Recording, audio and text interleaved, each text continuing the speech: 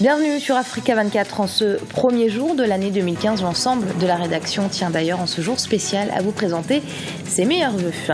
Et en ce premier jour de l'année, nombreux sont les présidents du continent qui ont adressé leurs vœux à la nation. Parmi eux, le président camerounais Paul Biya qui est revenu sur les défis que le Cameroun doit encore relever pour dynamiser son économie et sécuriser son territoire. Le président équato-guinéen Teodoro Obiang-Nguema Basogo fait également partie de ces chefs d'État qui ont prononcé le traditionnel discours à la nation ce premier jour de l'an. Il a plaidé pour une Guinée équatoriale plus unie que jamais. 2014, année culturelle au Rwanda, mode, musique, danse. Les artistes rwandais ont été nombreux à se démarquer en cette année 2014.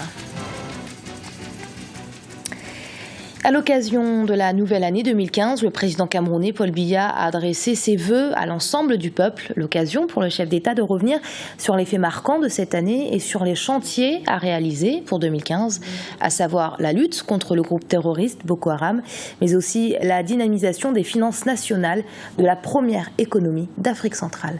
Reportage de notre correspondant Narcisse Tombé. Au centre du discours à la nation du président de la République Paul Biya cette année, le bilan de l'année écoulée. Parmi les événements les plus marquants, la guerre contre la secte islamiste Boko Haram et la loi antiterroriste contestée par certains acteurs politiques. Il ne s'agit aucunement, comme l'ont prétendu certains esprits mal intentionnés, d'en prendre prétexte pour restreindre les libertés publiques. D'ailleurs, le texte est parfaitement clair à cet égard. J'ajoute que devant la multiplication des actes terroristes, la plupart des grands pays démocratiques ont dû, au cours des dernières années, compléter leur législation dans le sens de la prévention du terrorisme.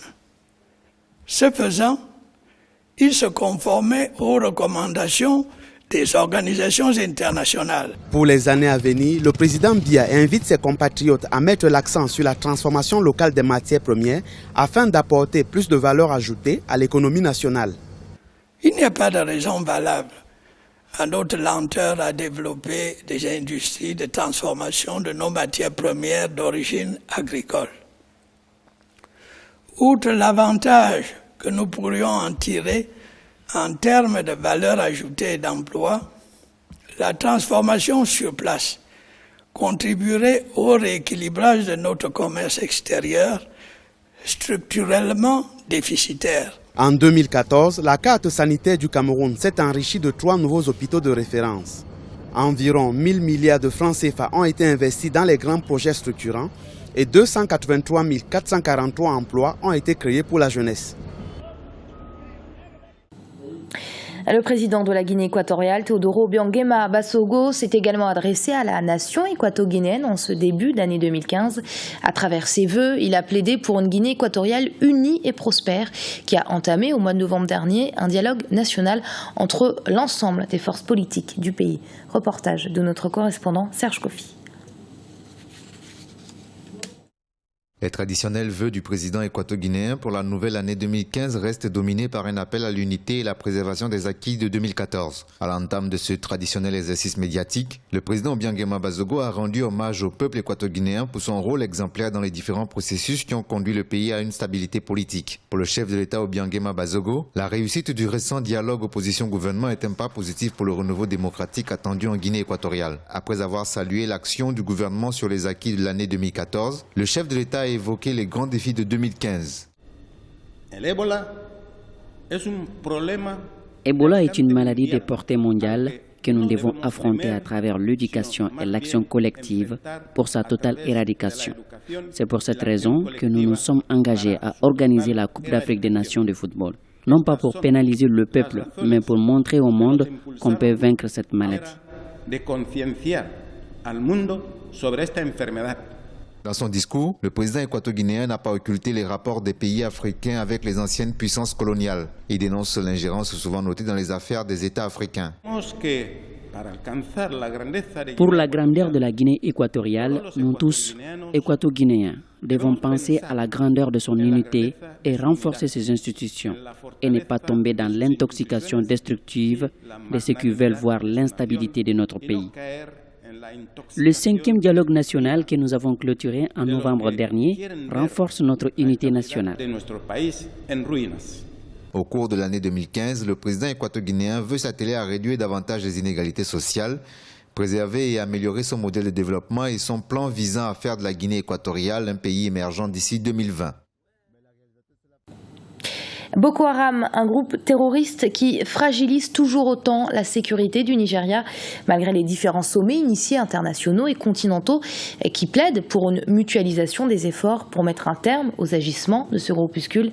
La menace Boko Haram plane toujours. Afolake Oyinoye, commentaire Ibra Khadindiaye. Plus de 18 mois d'état d'urgence et la menace Boko Haram plane toujours sur le Nigeria. En avril 2014, la secte a enlevé plus de 200 lycéennes à Chibok, dans le nord-est du pays. Ces jeunes filles sont restées introuvables jusqu'à aujourd'hui. Les rencontres internationales, les initiatives privées et même les négociations n'ont pas permis leur libération. Le cessez-le-feu ne vient pas arranger la situation, car c'est un moment où nous semblons avoir fait beaucoup de chemin. Lorsque des terroristes viennent avec ce genre d'idées, alors sachez qu'il y a quelque chose. Ce qui est bien, c'est que nous nous rapprochons du but. Nous pouvons vaincre Boko Haram, mais nous devons rester vigilants.